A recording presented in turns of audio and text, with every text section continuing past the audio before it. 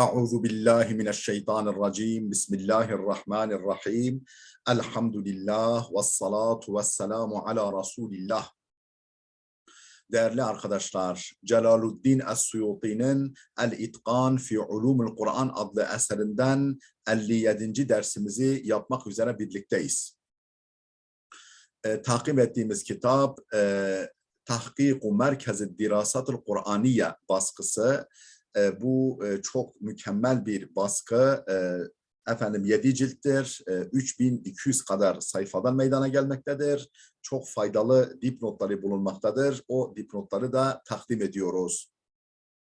Değerli dostlar, bu vesileyle bir kez daha hatırlatalım ki eğer bu ve benzeri çok sayıdaki derslerimizi faydalı görüyorsanız, beğeniyorsanız sizden önemli ricam bizim YouTube kanalımıza manevi olarak sahip çıkın, destek verin, ücretsiz olarak abone olun, nazınızın, sözünüzün geçtiği herkesi abone yapın. Böylece bir kişi bile sizin vasıtanızla bu faydalı bilgilerle bulursa, kıyamete kadar onun ve ve onun bilgilerinden yararlanıldığı sürece sizin amel defterinize sevap yazılır. Geçmişlerinizin ruhu şad olur, geleceğimiz de aydınlık olur. İyi ilahiyatçılarımız yetişir, iyi ilim adamlarımız yetişir. Kur'an-ı Kerim'in 7 harf üzere indiği hususunu okuyorduk. Yani 10. görüş neydi? Bundan maksadı ne olduğu? Bu konudaki hadisin yorumu neydi? 7 Arap kabilesinin lehçesiyle Kur'an-ı Kerim'in indiği meselesiydi. Diyor ki bu hemen imlecimizin gösterdiği şurada وَاسْتَشْكَلَ بَعْضُهُمْ bazıları bunu müşkil görmüş. Yani bunu biraz sorunlu görmüş. Niye? Bazıhum haza bunu müşkil görmüş, sorunlu görmüş. Bi'ennehu yelzemu aleyhi enne Cibril'e kâne yalfizu bil lafzil vahidi sab'a merratin. Tamam, her ne kadar Kur'an-ı Kerim'in her kelimesi farklı yani bir kabilenin lehçesiyle inmemiş olsa bile bu lehçeler Kur'an-ı Kerim'e dağınık vaziyettedir dense bile diyor, şu sorun çıkar ortaya. Cebrail Aleyhisselam'ın Kur'an-ı Kerim'in her lafzını 7 defa, yani o değişikliğe konu olan farklı lehçelerde telaffuz edilebilen her kelimesini 7 defa telaffuz ettiği sonucu çıkar.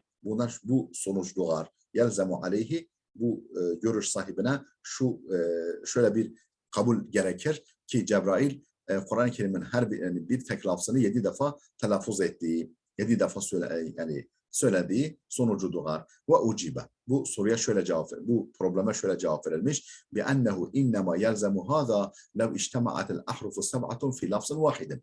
Bu ne zaman gerekli olur? 7 harf tek bir lafızda toplanmışsa.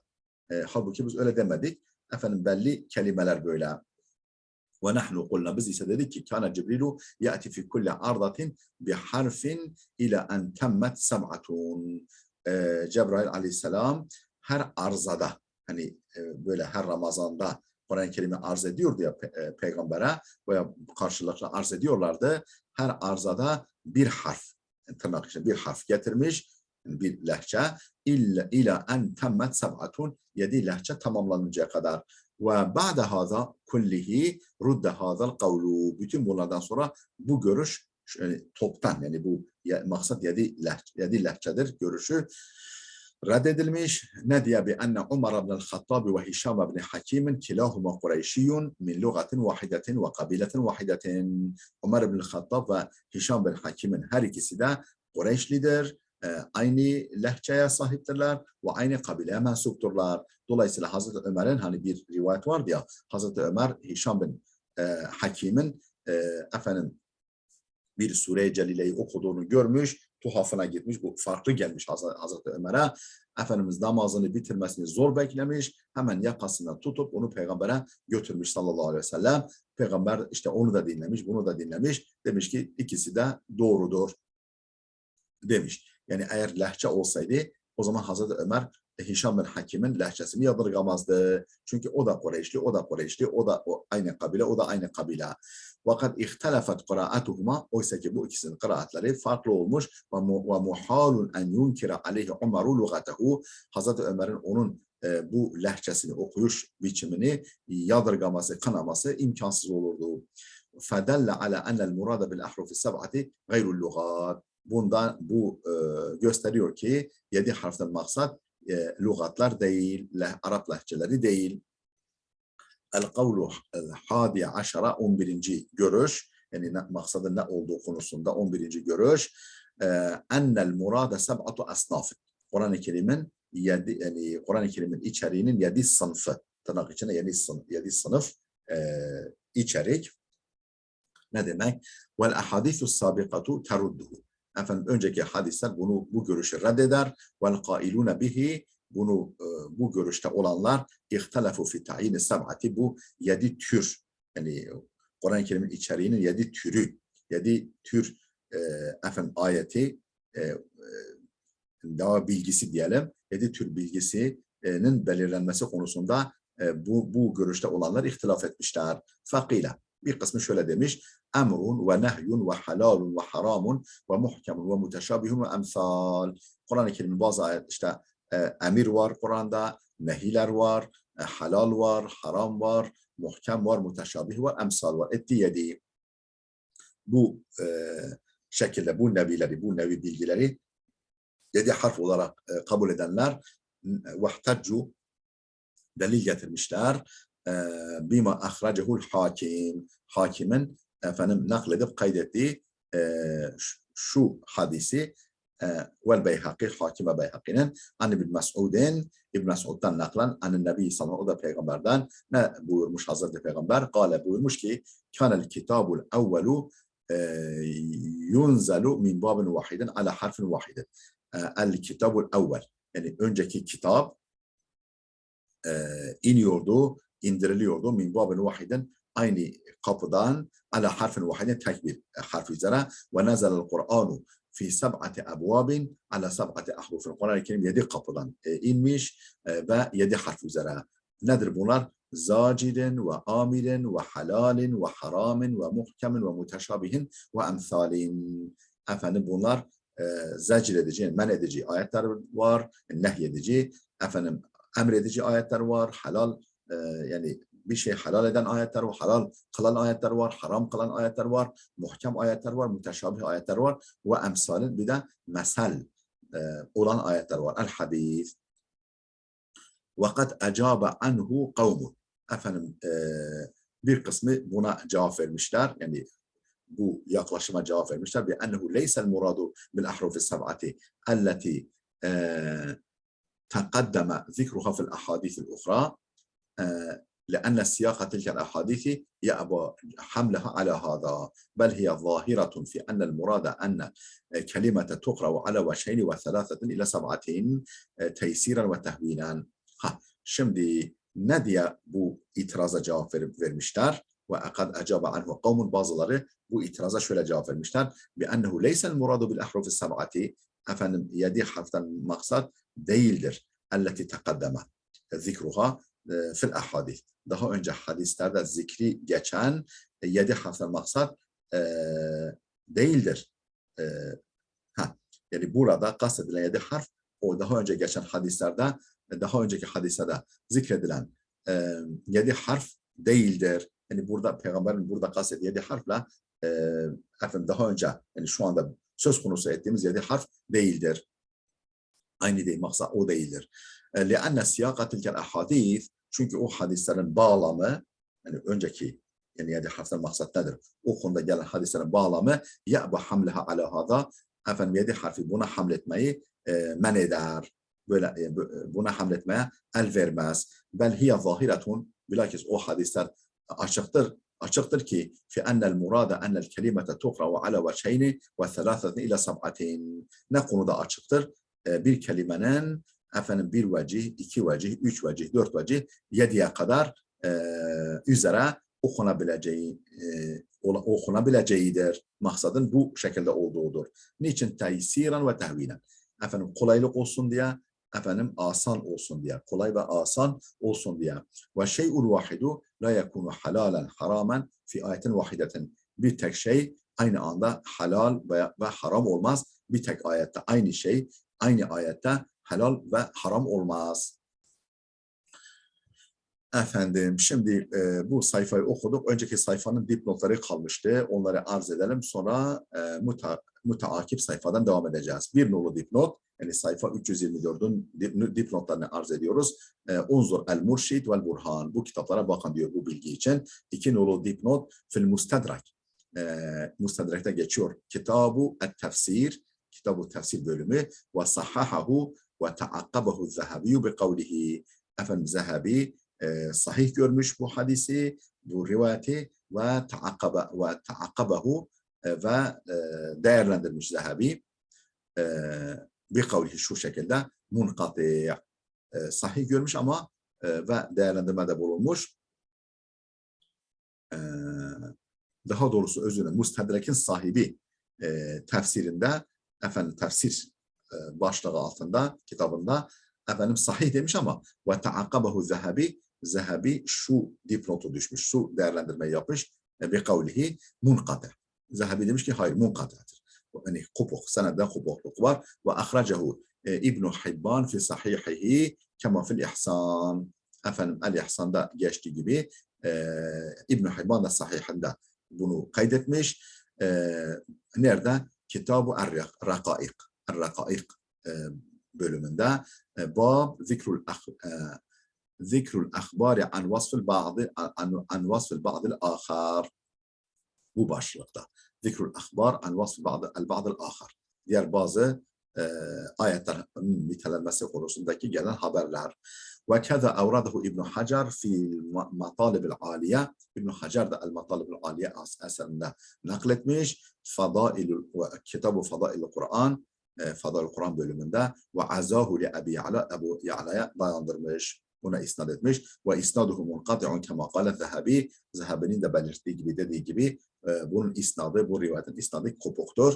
Leanne Ebu Seleme İbn Abdurrahman lem yesma' min İbn Mes'ud. Çünkü Ebu Seleme İbn Abdurrahman İbn Mes'ud'dan duymamıştır. Ve lem yezkur İbn Mes'ud ve lem yuzker İbn Mes'ud fi şuyuhihi. İbn Mes'ud onun hocaları arasında sayılmamaktadır, zikredilmemektedir. Ve lehuve fi telamidihi. O da İbn Mes'ud'un talebeleri listesinde kaydedilmemektedir. Unzur Tehzibel Kemal. Tehzibül Kemal adlı esere bakın.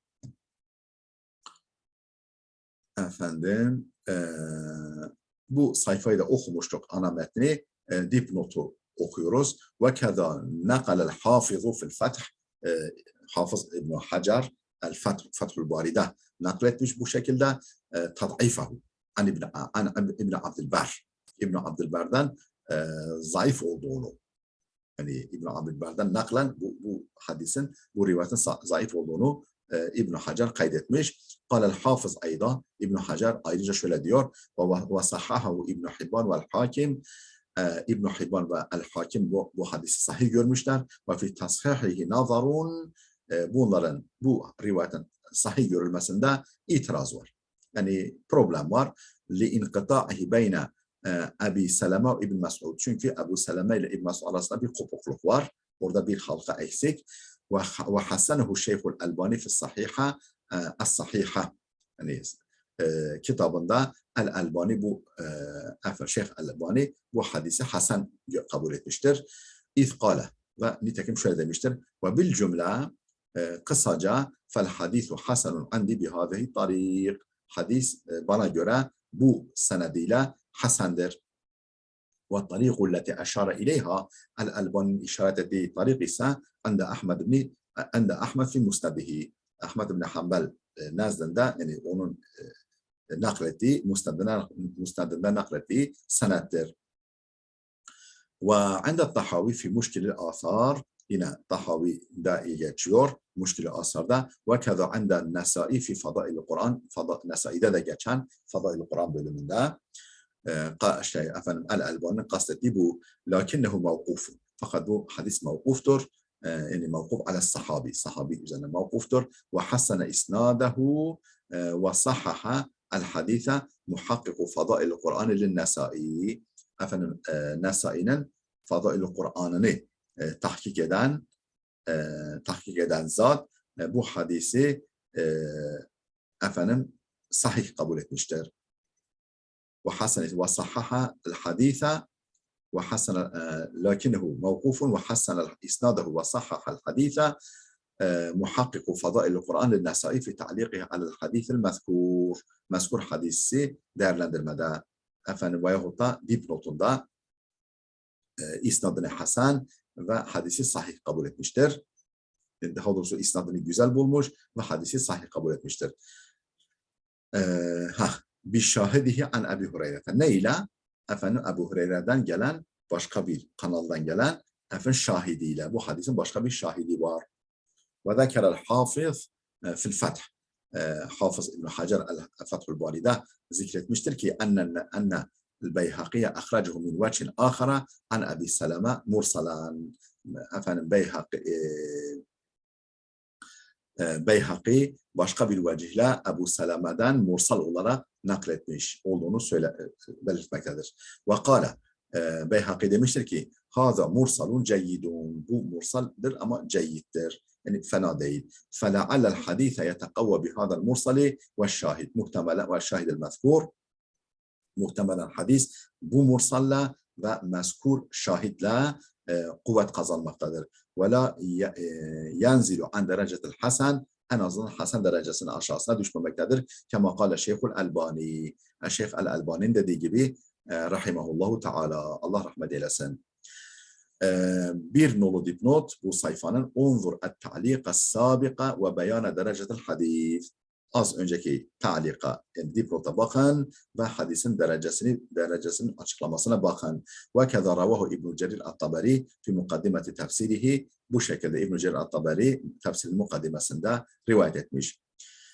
İki nolu dipnot minhum Ahmedu ibn Abi İmran el-Haravi. Bunlardan birisi Ahmed ibn Abi İmran el-Haravi'dir. Kema hakahu anhu İbn Abdülber fi temhid. İbn Abdülber'in et-Temhid adlı eserinde aktardığı üzere ve Ebu Şama fil Murşid. Ebu Şama da el-Murşidul Veciz'de onzur en-neşir. 3 nolu dipnot en-neşir adlı kitaba bakın diyor. Kâle el-Beyhaki. El-Beyhaki demiştir ki el-muradu bis-seb'ati السبعة المرادية السبعة الأحرف هنا بالسبعة الأحرف هنا buradaki 7 harften murad el-enva'u leti nezele aleyha. Kur'an-ı Kerim'in inmiş olduğu bilgi nevileri, içerik nevileri vel muradu biha bu nevilerden murad da fitilkel ahadith el-lugatu leti tuqra'u biha. Burada kastedilen yani 7 nevi bilgidir. Yani 7 nevi bilgidir. Ama vel muradu biha fitilkel ahadith. O hadislerde kastedilen ise el-lugatu leti yuqra'u biha. Kur'an-ı Kerim'in kendileriyle okunduğu, yani okunabileceği lügatlar, lehçelerdir. Ve kâle gayruhu. Efendim Beyhaki'nin dışındakiler demişler ki men evvelel ahrufe sab'ate bihâda fehuve fasidun. 7 harfi bu şekilde tevil eden kişi kim tevil ederse fehuve fasidun, bilsin ki bu tevil fasittir, bozuk bir tevildir. Men evvelel ahrufe sab'ate bihâda, yani bu bilgi türü. Efendim halal, haram, emir, nehi vesaire. Fehuve fasidun le'enhu muhalun en yekunel ahrufu minha haramen la masivahu. Çünkü bu harflerden birisinin haram olup öbürünün haram olmaması caiz değildir. İmkansızdır. لأنه محاول أن يكون الحرف منها bu türlerden birisinin bu bilgi türlerden birisinin haram olup öbürünün olmaması muhaldir. Ev halalen la masivahu. Yahut da birisinin halal öbürünün halal olmaması muhaldir. وَلِأَنَّهُ لَا يَجُوزُ أَنْ يَكُونَ الْقُرْآنُ يُقْرَأُ عَلَى أَنَّهُ حَلَالٌ كُلُّهُ أَوْ حَرَامٌ كُلُّهُ وَأَمْثَالٌ كُلُّهُ.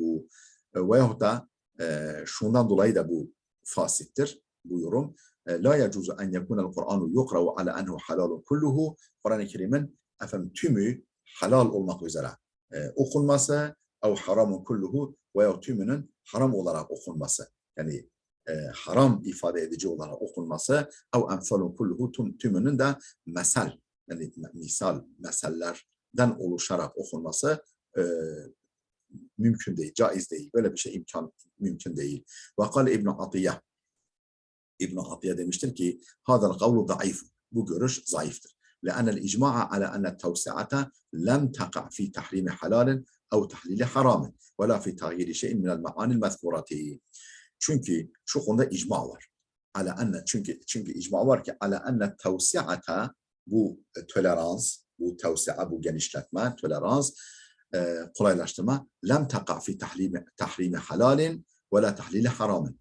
Efendim bir halali haram kılma veya bir haramı halal kılma konusunda gerçekleşmemiştir. Yani istediğiniz gibi kolay okuyabilirsiniz. Halali haram, haramı halal edecek şekilde böyle bir şey olamaz. وَلَا فِي تَغْيِيرِ شَيْءٍ مِنَ الْمَعَانِ الْمَذْكُورَةِ, ne de o hadiste zikredilen manalardan herhangi birini değiştirmek konusunda bu tolerans gerçekleşmemiştir. وَلَا فِي تَغْيِيرِ شَيْءٍ مِنَ الْمَعَانِ, yani onlardan birini diğerle değiştirmek şeklinde olamaz. Bu tolerans buna ilişkin değildir. وَقَالَ الْمَوَرْدِيُّ, El-Maverdi demiş ki وَهَذَا الْقَوْلُ خَطَوْ, bu görüş hatadır. لأنه sallallahu aleyhi ve sellem eşare ila cevazil kıraati bi kulli vahidin minel hurufi. Çünkü Peygamber aleyhisselam Kur'an-ı Kerim'in bütün o harflerle okunabileceğinin cevazına işaret etmiştir. Çünkü Peygamber Kur'an-ı Kerim'in o harflerin tamamıyla okunabileceğine işaret etmiştir. Ve ibdali harfin bir harfi bir başka harfe değiştirme iznine işaret etmiştir. Fakat ecma'al muslimun ala tahrimi ibdali ayetin emsali ayeti ahkamin. Oysa ki Müslümanlar icma etmişler ala tahrimi ibdali ayeti emsalin bi ayeti ahkamin. Emsal ifade eden, yani mesel ifade eden bir ayetin, ahkam ifade eden bir ayetle değiştirilmesinin haram olduğu konusunda Müslümanlar icma etmişler, ittifak etmişler. وقال أبو علي الأهوازي Ebu Ali el-Ahvazi de demiştir ki ve Ebu Ala el-Hamedani ve kavluhu fil hadis, yani Peygamberin hadisteki sözü Resulullah'ın zacirun ve amirun, işte zecr edici ayetler var, emredici ayetler var ila ahirihi, istinafu kelamın ahar, başka bir kelamın istinafıdır. Başka bir kelamın yeniden başlamasıdır. Ey huve zacirun ey el-Kur'an. Ve Kur'an zacirdir. Ve lem yurid bihi tefsirel ahrufi sab'ati. Peygamber aleyhisselam 7 harfi açıklamayı kastetmemiştir burada. Yani 7 harften muradı kastetmemiştir. Ve innema tuhime zalike min cihetil ittifakı fil adad. Ve innema tuhime zalike min cihetil ittifakı fil adad. Bu neyden böyle bir sanı yoluna gidilmiş? Neden böyle bir şey sanılmış, vehmedilmiş? Min cihetil ittifakı fil adet. Çünkü yani adet sayıda tevafuk olmuş. Yani 7 harf, orada 7 harf geçiyor, burada 7 tane bilgi türü geçiyor.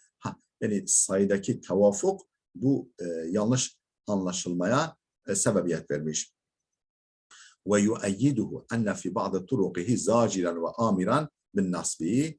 Bu görüşü destekliyor ki bu hadisin bazı tariklarında, bazı başka kanallarla gelişinde zaciren ve amiran bin nasbi, zacirun ve amirun değil de zaciren ve amiran şeklinde nasbla, fethayla gelmesi bu görüşü destekliyor. Ey unzile ala hadihi sıfatı fil ebvâbi seb'ati, yani 7 kapıdan bu şekilde inmiştir Kur'an.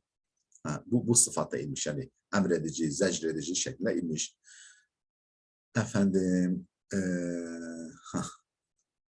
Önceki, yani bu 326. sayfanın dipnotlarında okuyalım.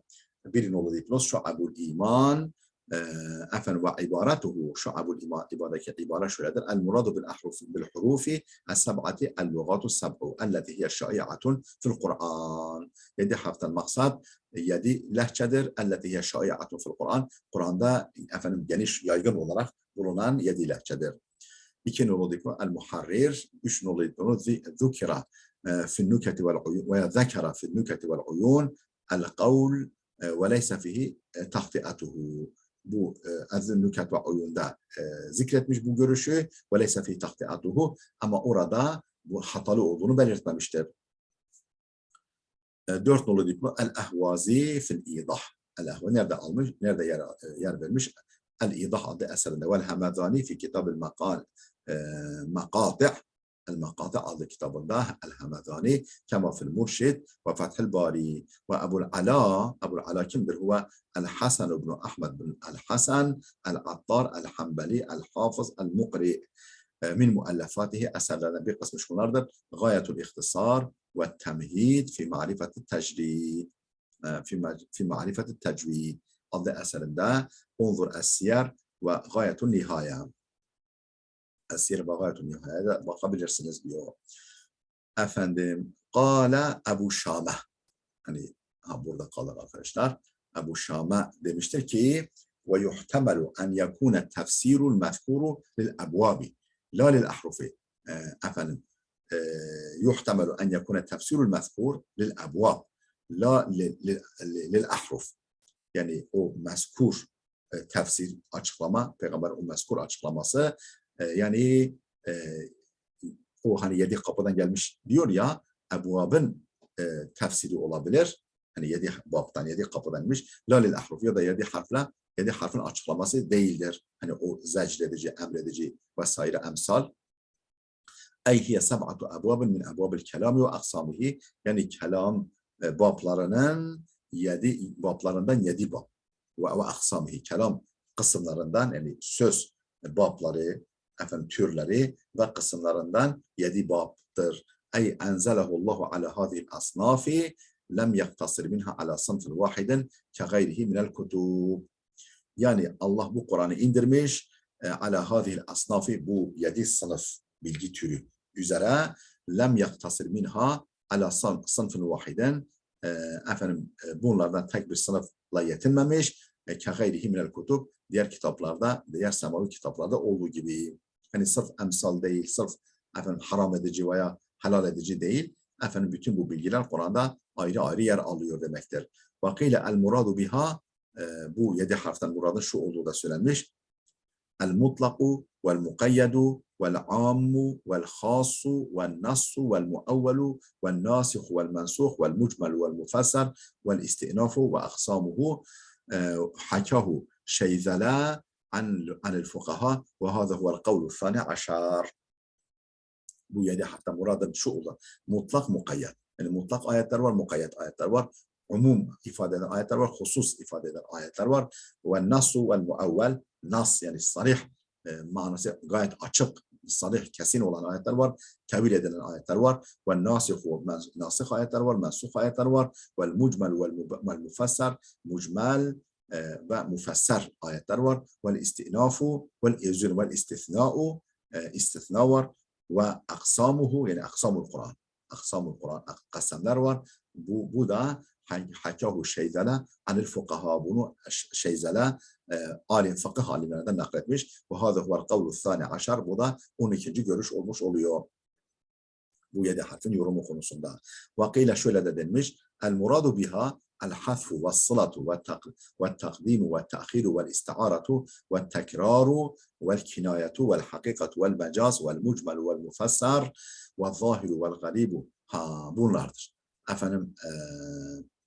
El hasfu, el muradu biha el hasfu ve sıla. Yani hazıf ve sıla, harf-i cerrin atılması ve fiilin direkt yani mef'uluyla iliştirilmesi. El hasfu ve sıla bu demek. Ve takdimu ve ta'khir, kelimenin takdimi, ta'khiri, öne alınması, geriye alınması, istiara, tekrar, kinaya, vel hakikat vel mecaz, hakikat, mecaz, mucmel, mufassar, zahir ve garib, ve zahir vel garib. Bu görüşü hakahu an ehli lüga ve hâzâ huve thâlithe aşere. Bunu ehli lügat ehlinden hikaye etmiş, aktarmış. Bu da 13. görüş oluyor.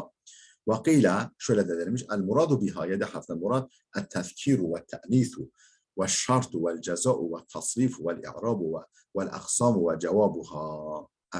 Vel cem'u ve ifradu ve tasgiru ve ta'zim. Bu 7 harften murad, el tezkiru ve te'nith. Yani bazı kelimelerin müzekker kılınması, muannes kılınması, şart ve cevabı, tasrif ve i'rab, yani fiilin çekimlerinin olması, i'rab ve aksamu, kasamlar ve cevabuha, kasamların cevabı, cevabul kasam vel cem'u vel ifrad, şuul ve tekil kılınması ve tasgir ve ta'zim, efendim ismi tasgir ve ta'zim, yani ismi gayri tasgir, küçültme ismi, normal isim olması ve ihtilaful edevat, efendim edatların değiştirilmesi, hakâhu anil luhati, yine bunu nahiv alimlerinden aktarmış. Ve hâzâ huvel râbi aşara, bu da 14. görüş oluyor. Efendim dipnotlar var, zaten dipnotlar belli açık. El-Murşid, Vanzurul Fath, efendim Unzila diye geçiyor. 2 nolu dipnot, 3 nolu dipnot. Unzur el-Burhan, Unzur el-Burhan. Burhan'a bakın, Burhan'a bakın diyor. Değerli dostlar, burada duralım. Videomuz oldukça uzadı. Gelecek dersimize kadar Allah'a emanet olun.